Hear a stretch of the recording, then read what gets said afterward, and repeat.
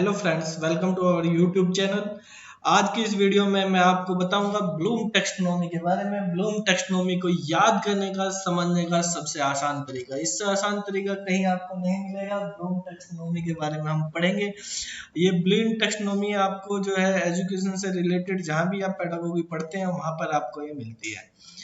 तो basically Bloom taxonomy क्या है, आपको मैं सबसे पहले ब्लूम टेक्सोनोमी के नाम बताऊंगा। आप किस तरह से याद रखेंगे कि आप एग्जाम में जाते ही उसको कर देते हैं। ठीक है, सबसे मेन चीज है जब आप डेस्क्रिप्टिव एग्जाम दे रहे हैं तो आपको हेडिंग्स याद होनी चाहिए। उसके बाद आप हेडिंग्स का मीनिंग आप अपने आप लिख सकते हैं, समझ सकते हैं, अंडरस्टैंडिंग से कर सकते हैं, तो वो भी हम यहाँ पे समझाएंगे। लेकिन पहले आप बात करेंगे ब्लूम टेक्सोनोमी। ये टेक्सोनोमी, ब्लूम जो टेक्सोनोमी है, इसको पढ़ने के लिए बच्चों को काफी डिफिकल्टी लगती है क्योंकि इसमें 20 तो हेडिंग ही है। कितनी हेडिंग है? 20 हेडिंग है। तो हमें यहाँ पे ट्रिक के अकॉर्डिंग समझना है कि इन 20 हेडिंग को हम कैसे याद रख पाए। ठीक है, तो वो हमें यहाँ पे मेन फोकस करना है। ब्लूम टेक्सोनोमी लर्निंग के बारे में है, बेसिकली लर्निंग किस तरीके से की जाती है। तो ब्लूम्स ने जो है बेसिकली ये टेक्सोनोमी जो बनाई थी, टेक्सोनोमी का मतलब होता है सिस्टम ऑफ क्लासिफिकेशन। टेक्सोनोमी का मतलब होता है सिस्टम ऑफ क्लासिफिकेशन। ठीक है, यानी कैटेगराइज करना, क्लासिफाई करना, क्लासिफिकेशन किसी भी चीज को। ठीक है, तो बेसिकली जो टेक्सोनोमी थी उसका मतलब होता था सिस्टम ऑफ क्लासिफिकेशन, जो हमारे एजुकेशन के एम को इजी कर दे। ठीक है, और क्लियर कर दे। क्या है, अगर आपसे टेक्सोनोमी के बारे में पूछा जाए तो आप लिख सकते हैं system of education which made educational AIIMS, educational AIIMS very easy and clear, very easy and clear. जैसे हमारा एम है इस वीडियो में कि ब्लूम टेक्सोनोमी के सारे डोमेन और सब डोमेन याद करना। ठीक है, उनको समझना, सारे डोमेन और सब डोमेन क्या क्या है ब्लूम टेक्सोनोमी के, उनके बारे में समझना। ये हमारा इस वीडियो का टारगेट है, एम है। ठीक है, तो मैं आपको बहुत ही आसान तरीके से इसको समझाने जा रहा हूँ। ठीक है, तो आपको एक चीज याद रखनी है। जैसे मान लिया आप आजकल ऑनलाइन वीडियो पढ़ते हैं, तो ऑनलाइन वीडियो पढ़नी है आपने। अभी आरआरबी के एग्जाम भी होते हैं, तो आरआरबी के इससे रिलेटेड ही हम समझते हैं। ठीक है, मान लेते हैं हमारे पास एक इंस्टीट्यूट है, हम उसकी जो है वीडियो पढ़ेंगे। इंस्टीट्यूट का नाम है कुमार एकेडमी। ठीक है, कैप्टन कुमार की एकेडमी है, उससे हमें आरआरबी की वीडियो लेनी है और वीडियो लेके उनसे हमें पढ़ना है। तो उसके अकॉर्डिंग हम यहाँ पे करते हैं, हमने लिखते हैं कैप्टन कुमार। ठीक है, आपको ये समझना, केवल आप एक लाइन ये याद रखनी है, समझनी है, फिर आप इसको पूरे को अच्छी तरीके से कर देंगे। कैप्टन कुमार, मैं आपको यहाँ निमोनिक्स की ट्रिक्स बताता हूँ। ठीक है, कैप्टन कुमार की एकेडमी, कैप्टन कुमार की एकेडमी। देखो ये 20 की 20 हेडिंग आपको इसके अंदर यहाँ पे मिल जाएगी कैप्टन कुमार की एकेडमी में। ठीक है, तो आपको कैप्टन कुमार की एकेडमी से आरआरबी की वीडियोज, ऑनलाइन वीडियो आप ले लेंगे, आरआरबी की ऑनलाइन वीडियोज। ठीक है, लेकर आरआरबी की ऑनलाइन वीडियो लेकर रोहित भाई या राहुल भाई, जो भी आप करना चाहें, जो भी आपका भाई है, प्लीज मुझे सरोजनी नगर, दिल्ली में एक सरोजनी नगर मार्केट है, फेमस मार्केट है, तो हमने उसका नाम यहाँ पे ले लिया है सरोजनी नगर। ठीक है, तो सरोजनी नगर पकड़ा देना। ठीक है, ये हमने यहाँ पे लिख लिया है। तो कैप्टन कुमार की एकेडमी से आरआरबी की ऑनलाइन वीडियोस लेकर रोहित भाई प्लीज मुझे सरोजनी नगर मार्केट पकड़ा देना या सरोजनी नगर पकड़ा देना, ये आप यहाँ पे समझेंगे। अब देखो, इसी में पूरा ब्लूम टेक्सोनोमी है। ब्लूम ने क्या करा था, जो ब्लूम टेक्सोनोमी है उसको 3 पार्ट में इसने डिवाइड करा। इसके मेन डोमेन जो होते हैं वो 3 होते हैं, 3 मेन डोमेन होते हैं। उन 3 मेन डोमेन से हमें यहाँ पे समझना, जो भी 3 मेन डोमेन है वो आपके कैप्टन के अंदर है। ठीक है, वो 3 मेन डोमेन आपके कैप्टन के अंदर है, CAP। ठीक है, तो तीन डोमेन बताए थे इन्होंने कि आप किस तरह से एजुकेशनल या लर्निंग बिहेवियर को डिफाइन करेंगे। तो बिहेवियर जो है, लर्निंग बिहेवियर तीन डोमेन रखता है। कितने डोमेन है? 3 डोमेन। ठीक है, 3 डोमेन से, और वे डोमेन है CAP, कैप। ठीक है, 3 domains of learning behaviour. Learning behaviour, ये 3 डोमेन बताए थे बिहेवियर। ठीक है, किसने बताए थे? ब्लूम्स ने बताए थे। तो यहाँ पे C का मतलब होता है कोग्निटिव। ठीक है, कोग्निटिव आपने पियाजे की थ्योरी भी पढ़ी, कोग्निटिव पियाजे थ्योरी। ठीक है, A का मतलब होता है अफेक्टिव। ठीक है, P का मतलब होता है साइकोमोटर, PSYCHO मोटर। ठीक है, आप एक बार इनको हेडिंग को याद रख लेंगे, आपको ऑर्डर वगैरह भी समझ में आ जाएगा, क्योंकि इसमें ऑर्डर भी मेंटेन करना आपको रखना पड़ता है। कोग्निटिव का मतलब होता है नोइंग से, यानी नॉलेज जो होती है, आप कुछ चीज को जानते हैं, टू नो। ठीक है, टू नो या नोइंग हम लिख सकते हैं इसको, नोइंग। ठीक है, ये बेसिकली 1959 में बनी थी, ब्लूम्स ने जो बनाई थी, ये 1959 में बनाई थी।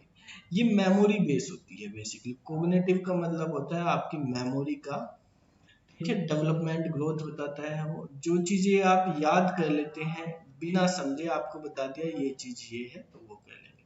पूरा डिटेल में जो एक्सप्लेनेशन है वो हम बाद में समझेंगे। यहाँ पे अभी हमारा फोकस है कि इसको, जो कैप्टन कुमार की एकेडमी है, इसको अच्छे से समझना।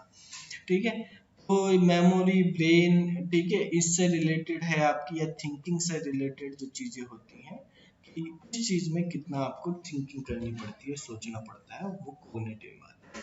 अफेक्टिंग का मतलब होता है फीलिंग से। ठीक है, फीलिंग मतलब इमोशन से। ठीक है, तो ये इमोशंस है, आप लर्न इमोशन से भी कर सकते हो, माइंड से भी कर सकते हो। इमोशंस आप यूज करेंगे तो इमोशंस के थ्रू भी लर्निंग होती है। ठीक है, तो ये ए का मतलब अफेक्टिव, अफेक्टिव का मतलब है इमोशन से। ये जो है आपकी 1964 में आई थी। ठीक है, ये जो डोमेन साइकोमोटर डोमेन है, इसका मतलब होता है आपका मूवमेंट से। जो भी बॉडी का मूवमेंट होता है, बॉडी मूवमेंट होते हैं, उससे मतलब होता है। कि जैसे अभी मैं यहाँ पे लिख रहा, तो उससे सुन रहा हूँ, आप ने बॉडी का मूवमेंट कर रहे हैं, आप समझ रहे हो। ठीक है, आप भी नोट कर रहे हो, वो भी बॉडी का मूवमेंट है, फिजिकली भी होता है मतलब जो।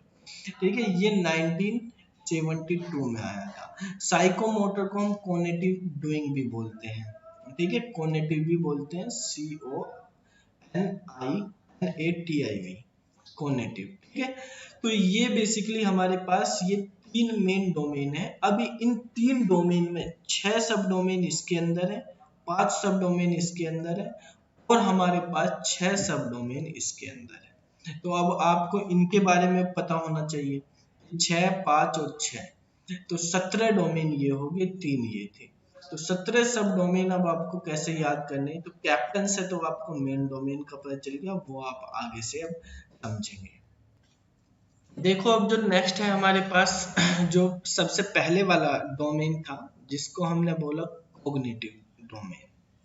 ठीक है, तो कोग्निटिव डोमेन जो है, उसके अंदर जो है हमने बताया 6 सब डोमेन है। तो वो 6 सब डोमेन आप किस तरह से याद करेंगे, उनका ऑर्डर भी आपको रखना है, क्योंकि 3 जो है लोअर थिंकिंग के हैं, 3 हायर थिंकिंग के, और उसमें थिंकिंग के ऑर्डर से दिए हुए हैं वो किस तरह से। तो आपको देखो, यहाँ पे जो कुमार लिखा हुआ है, इस कुमार को आपके 2 लेटर यहाँ से आप ले लेंगे। ठीक है, 2 लेटर आप अकेडमी से लेंगे यहाँ पे, और 2 ये से के होंगे। ठीक है, जो हिंदी में लिखा हुआ उनका यूज नहीं होगा, जो इंग्लिश में मैंने यहाँ पे लिखा उनका आपको यूज करना है। तो आपको KUAA, ठीक है, एस और ई लेने हैं। ये एस और ई जो है, ये जो ब्लूम्स ने स्टार्टिंग में बनाया था, वो एस और ई के रेस्पेक्ट में ही बनाया था, लेकिन बाद में पता चला, उसको दोबारा से एनालिसिस किया गया कि ब्लूम्स ने जो है ये गलती कर दी थी। ये ई पहले आएगा, एस बाद में आएगा। हाईएस्ट लेवल की लर्निंग जो होती है, वो थिंकिंग जो होती है, वो एस में होती है, ना कि ई में होती है।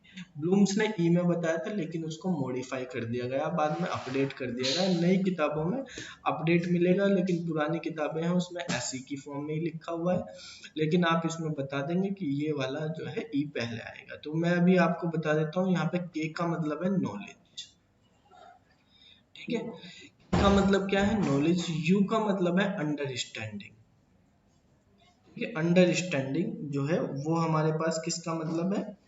यू का मतलब है अंडरस्टैंडिंग एंड डिस्क्रिप्शन, किसी चीज का डिस्क्रिप्शन लेना। नॉलेज का मतलब आपने डायरेक्टली याद कर लिया, ठीक है। आपको कोई क्वेश्चन दिया गया, आपने याद कर लिया। जब अंडरस्टैंडिंग और डिस्क्रिप्शन का मतलब आता है कि आपको कहा जाता है व्याख्या करो इस चीज की, ठीक है। तो आपको अपने शब्दों में उसको व्याख्या करनी पड़ती है, तो आपको कुछ सोचना पड़ता है, ठीक है। डेस्क्रिप्टिव टाइप के जो क्वेश्चन आते हैं उसमें आपको करना होता है, ठीक है। तो डेस्क्रिप्शन आपके उस तरह के क्वेश्चन भी हो गए जिसमें आप बेसिकली पैराग्राफ दिया हुआ है उसमें से आप क्वेश्चंस देखते हैं, ठीक है। तो वहां पे याद करे हुए क्वेश्चन नहीं है आपको, जैसे आपको पोयम दे देती है, पैराग्राफ दे दिया जाता है, उसके बेस पे आपको क्वेश्चन लिखने हैं, तो वो आपको एट ए टाइम तब लिखने होते हैं, ठीक है। इसके बाद जो ए का मतलब होता है आपका एप्लीकेशन से, एप्लीकेशन, ठीक है, यानी उसको इम्प्लीमेंट करना अपने नॉलेज को, फिर उसका एनालिसिस करना, ठीक है। एस का मतलब होता है सिंथेसाइसिस, सिंथेसिस, और ई का मतलब होता है इवेल्युएशन, ठीक है। तो ये पहले आएगा, ये बाद में आएगा, इन चीजों को आप यहाँ से आप कर लेना, ठीक है। तो इसके बाद जो है आरआरबी, ये कॉग्निटिव थ्योरी का था। दूसरी थ्योरी मैंने बताई थी, जो दूसरा डोमेन था इसका वो था अफेक्टिव, ठीक है। तो अफेक्टिव जो डोमेन है उसके अंदर 5 होते हैं, तो 5 में आर आर जो कैपिटल में लिखे हुए हैं वो हमने ले ली आर आर।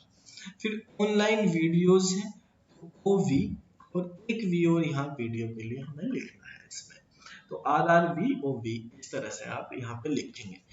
पहले आर का मतलब है रिसीव करना कुछ चीजें, अफेक्टिंग में मतलब इमोशंस है, इमोशंस से रिलेटेड है, तो इमोशंस को रिसीव करना, तो यहाँ पे हो गया आपका रिसीविंग, ठीक है। दूसरा मतलब है यहाँ पे ये रिसीविंग हो गया, ठीक है। स्पेलिंग आप आई एन जी यहाँ पे आएगा। दूसरा मतलब है जब आपके पास फीलिंग आ गई, आपने फिर उसके अकॉर्डिंग रेस्पॉन्ड किया, यानी रेस्पॉन्डिंग। वी का मतलब आप उनको कितनी वैल्यू दे रहे हैं, वैल्यूइंग हो जाएगा। ओ का मतलब ऑर्गेनाइजेशन हो जाएगा, और वी का मतलब वैल्यू कॉम्प्लेक्स, ये हाई लेवल पर हो गया कॉम्प्लेक्स यहाँ पर, ठीक है। तो ये आपका अफेक्टिव का मतलब हो गया। इसके बाद जो हमने बताया आपको साइको मोटर, ठीक है। तो साइकोमोटर जो डोमेन है उसके अंदर 6 होते हैं। तो देखो यहाँ पे रोहित भाई, ठीक है, यहाँ से हम शुरू करेंगे रोहित भाई, आर बी। प्लीज, ठीक है, तो प्लीज हो गया। सरोजनी नगर, एस एन हो गया, ठीक है। और पकड़ा देना जो है, ये दोनों एक जैसे होते हैं, पकड़ा और प्लीज वाला, तो इनको आपको एक साथ रखना है, पीपीएसएन, ठीक है, क्योंकि ये दोनों एक्टिविटी है, तो इनको हम एक साथ लिखेंगे। ये दोनों मूवमेंट है हमारे, ठीक है, ये भी मूवमेंट है, इस ऑर्डर में आपको रखने हैं, ठीक है। तो यहाँ पर जब हम आर की बात करते हैं, तो आर का मतलब होता है रिफ्लेक्स मूवमेंट, रिफ्लेक्स मूवमेंट, ठीक है। बी का मतलब होता है basic fundamental movement, fundamentals movement. इसमें 3 तरह के मूवमेंट होते हैं, बॉडी मूवमेंट से रिलेटेड है, reflex movement, basic fundamental movement, ठीक है। एक ये मूवमेंट होता है जिसको बोलते हैं स्किल मूवमेंट, ठीक है। ये 3 मूवमेंट है। पी का मतलब जो है फिजिकल एबिलिटीज, फिजिकल एबिलिटीज, ठीक है। और इस पी का मतलब होगा आपका परसेप्चुअल एबिलिटीज, एबिलिटीज। और एन का मतलब होता है यहाँ पे नॉन, ठीक है। और यहाँ पे पकड़ा देना भी है, तो यहाँ पे ही आप यूज करेंगे नॉन डेस्क्रिप्टिव, ठीक है, नॉन डेस्क्रिप्टिव, ठीक है। और ये कम्युनिकेशन होता है, नॉन डेस्क्रिप्टिव कम्युनिकेशन, ठीक है। तो इस तरह से ये यूज होता है।